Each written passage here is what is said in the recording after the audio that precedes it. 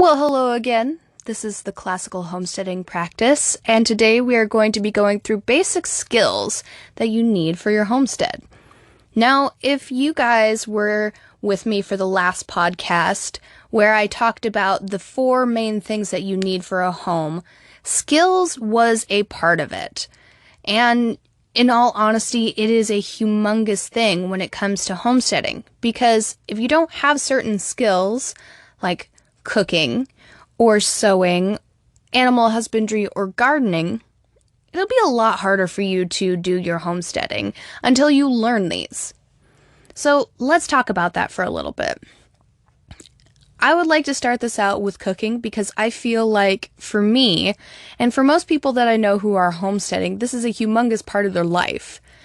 Now, for most people, it's become a very convenient thing to go out and get fast food or pre-made food, things that are ready-made meals. And in homesteading, you really can't do that because you are trying to live the most sustainable life possible, and there isn't really a ready-made meal for you when you're raising your own food to eat. For instance, when you're cooking, you have to follow a recipe, and there are multiple things that could go wrong within that recipe if you don't understand how to use it properly. You could accidentally dry out the meat, you could catch the stove on fire, you could mess up the measurements, and so on and so forth. Now, I say this with sincerity, but not severity, because you can learn this, and it is a very easy skill to learn, but it takes practice and time. And that's something that I want to tell you is that don't ever get too scared of a skill, because with time and enough want to learn, you can learn almost anything.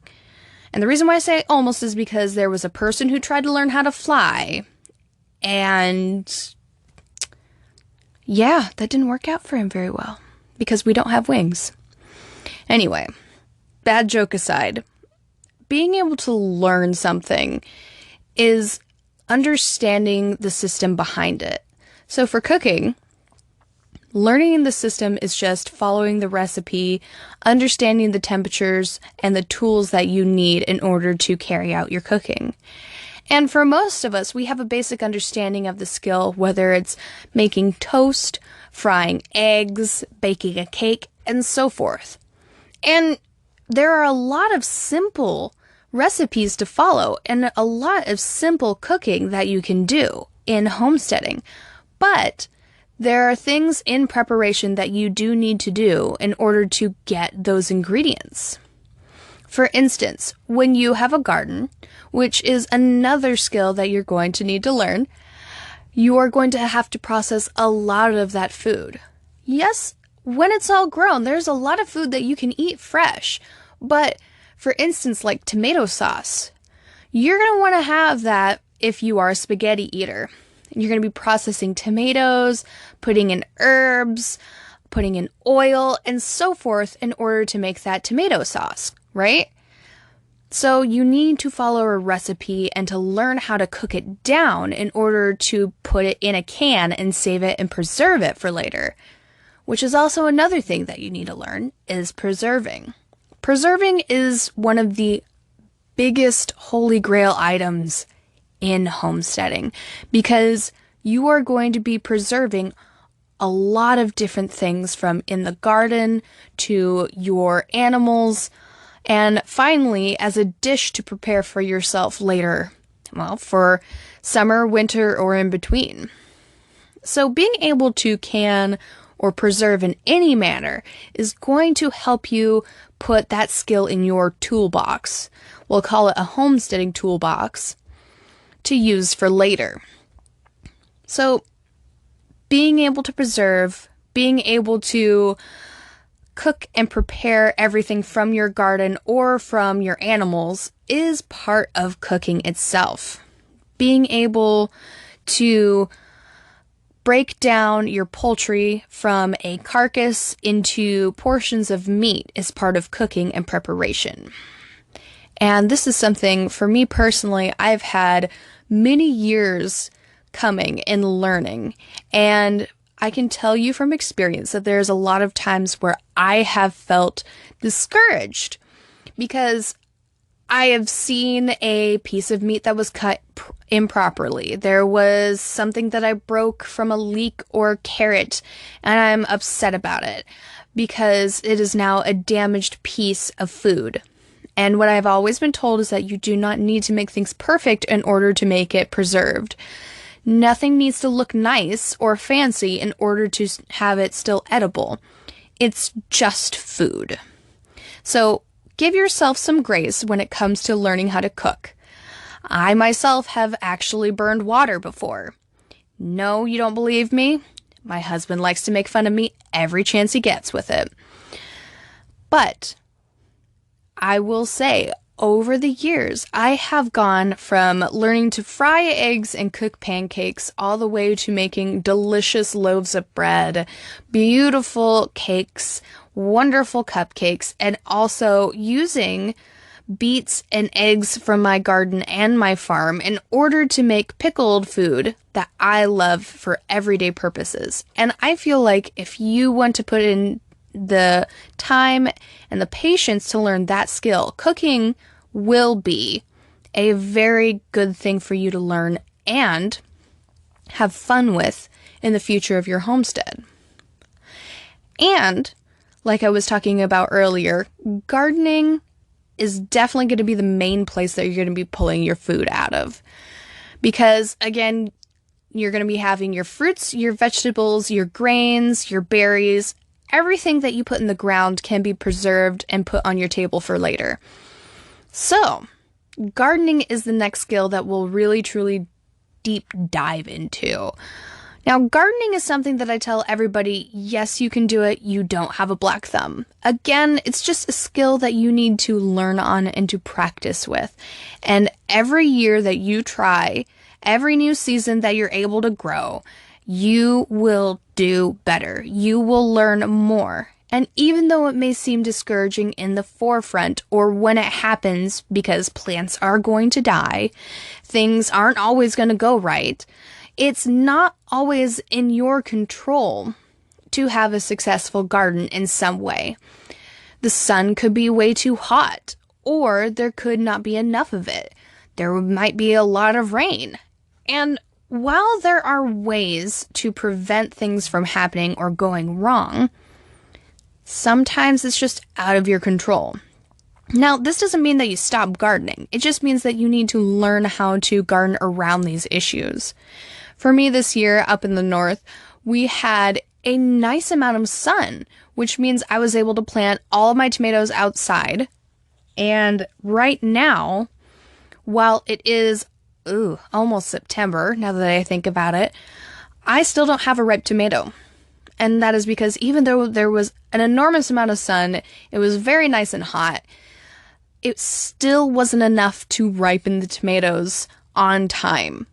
So I might have a couple of tomatoes that are still not ripe when I have to harvest them. And that's okay because I know how to fry green tomatoes or unripened tomatoes.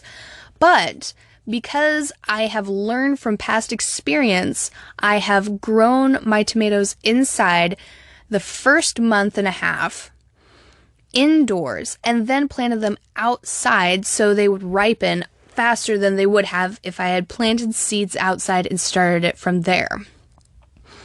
Also, another thing for me is it is not easy to grow peppers outside in Alaska, so I built a greenhouse in order to house them there.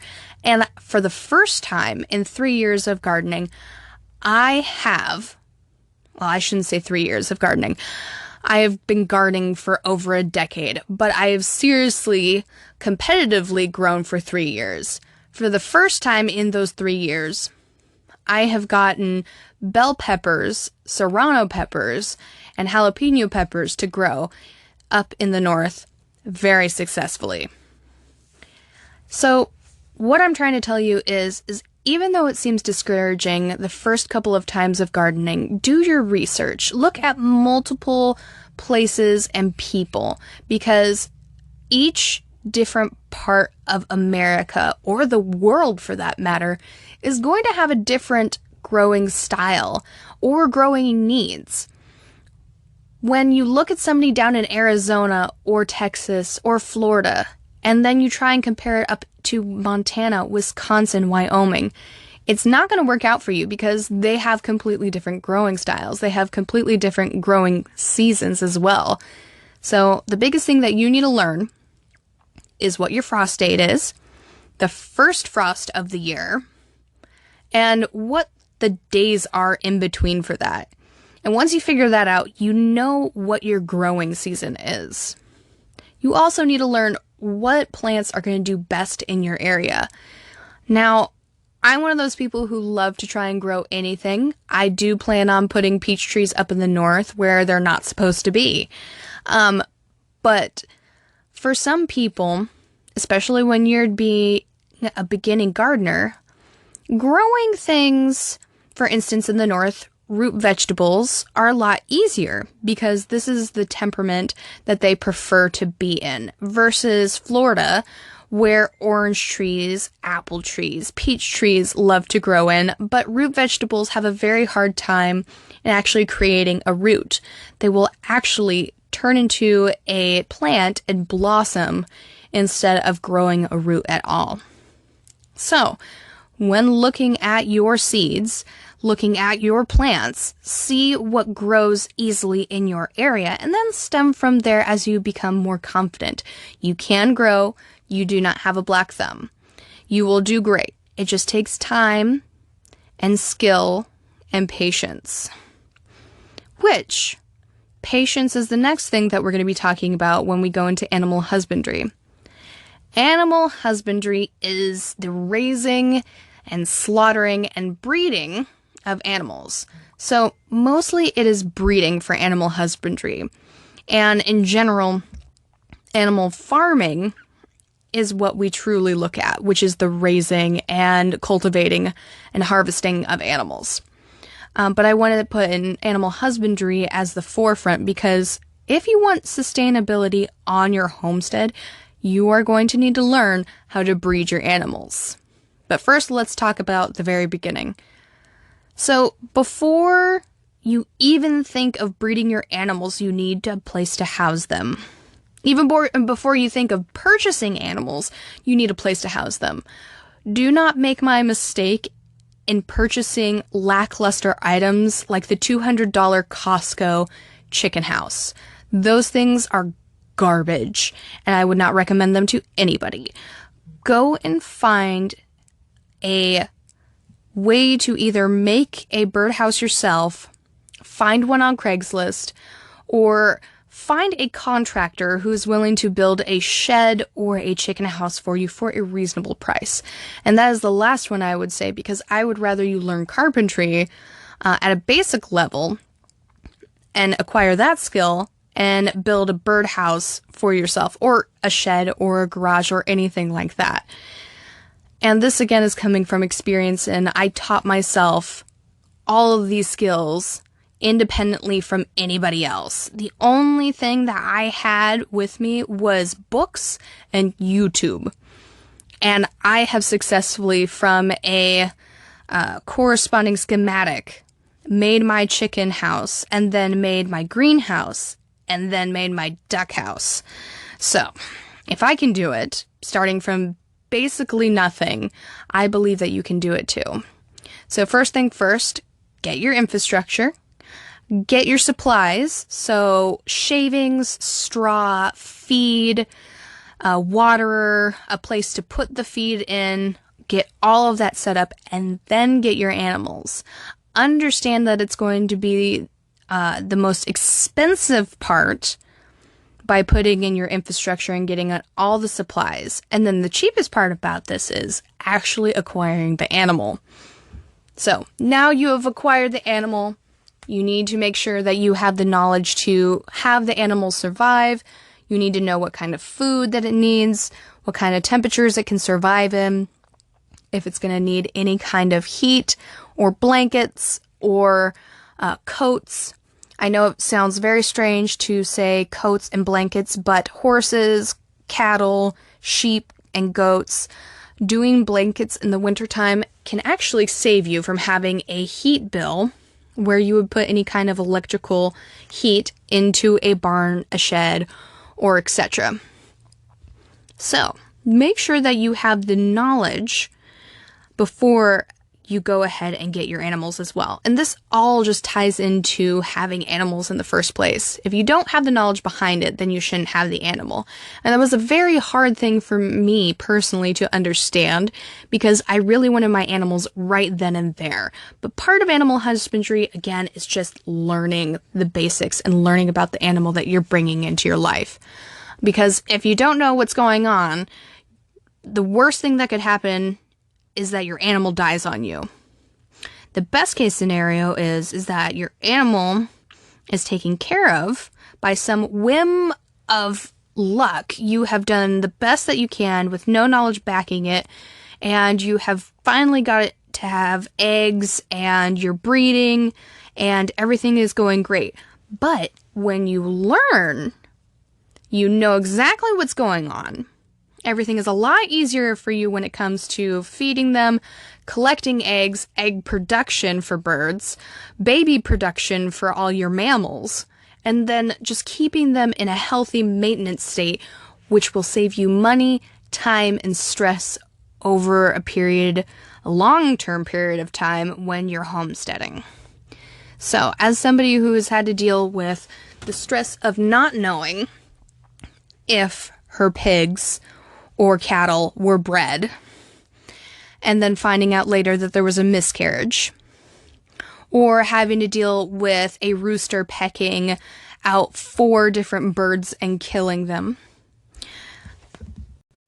Having the ability to understand your animals and understand what's going on with them will help you so much in the long term. And again, me telling you about my experiences is definitely not trying to discourage you from doing homesteading. It's actually the opposite. It is trying to make you understand how homesteading and learning what you need to know about your animals beforehand will make you better at this. Will help you to be a better homesteader than me. And to also, again, give you that grace period of saying, hey, when an animal dies on you, because it will happen, all animals die sometime, whether it be through sickness, birth defects, accidents, or slaughter, your animals are going to die on you. Do not take it too hard. As long as you know that you have done the best that you can for this animal, you have studied, you have the knowledge, you have the understanding of what's going on, do not feel controlled or just crushed by this, because there are way worse things in this world than having an animal die on you. You could not be homesteading, and you could be getting your eggs from a place that is willing to hurt animals in order to give us food for a very reasonable price. So, as for animal husbandry, once you have your animals there, they have come to the age where they're able to breed, understand and learn how they do breed.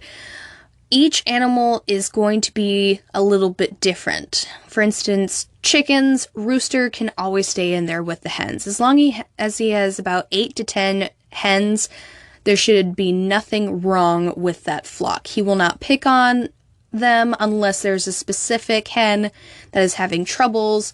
If that's the case, take her away from the flock. See if there's anything wrong with her, any illnesses or weaknesses, injuries other than that.